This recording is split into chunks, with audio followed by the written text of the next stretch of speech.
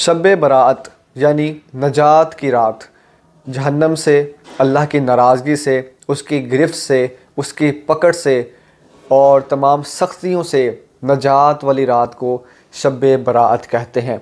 और ये शाबानुल मुअज़्ज़म की 15वीं शब कहलाती है।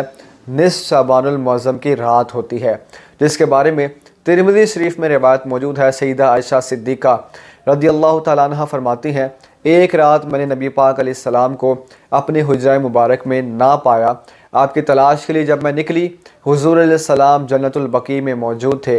आपने फरमाया, आज शाबानुल मुअज़्ज़म की 15वीं शब है।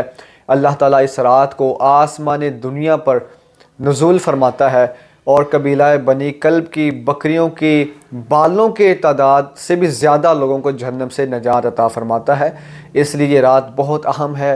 इस रात में शब बेदारी का अहतमाम किया जाए।